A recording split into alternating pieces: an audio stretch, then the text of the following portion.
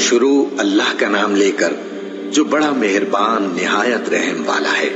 فجر کی قسم اور 10 راتوں کی اور جفت اور طاق کی اور رات کی جب رخصت ہونے لگے، اور بے شک یہ چیزیں عقل مندوں کے نزدیک قسم کھانے کے لائق ہیں، اس بات پر کہ کافروں کو ضرور عذاب ہوگا۔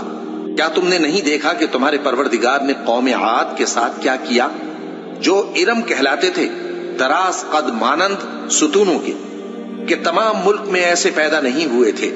اور سمود کے ساتھ کیا کیا، جو وادی قرا میں چٹانیں تراشتے تھے؟ اور فرعون کے ساتھ کیا کیا، جو خیمے اور میخیں رکھتا تھا؟ یہ لوگ ملکوں میں سرکش ہو رہے تھے، بس ان میں بہت سی خرابیاں کرتے تھے، تو تمہارے پروردگار نے ان پر عذاب کا کوڑا برسا دیا۔ بے شک تمہارا پروردگار طاق میں ہے۔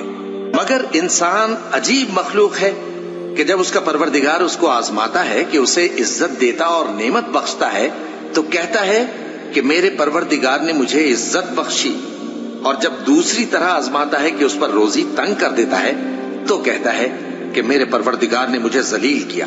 یوں نہیں، بلکہ تم لوگ یتیم کی خاطر نہیں کرتے اور نہ مسکین کو کھانا کھلانے کی ترغیب دیتے ہو، اور میراث کے مال کو سمیٹ کر کھا جاتے ہو، اور مال کو بہت ہی عزیز رکھتے ہو۔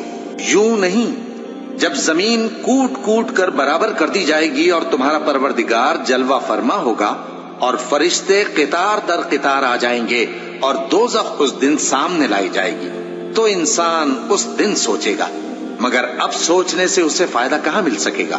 کہے گا کاش میں نے اپنی اس زندگی کے لیے کچھ آگے بھیجا ہوتا، تو اس دن نہ کوئی اللہ کے عذاب کی طرح کا عذاب دے گا اور نہ کوئی اس کے جکڑنے کی طرح جکڑے گا۔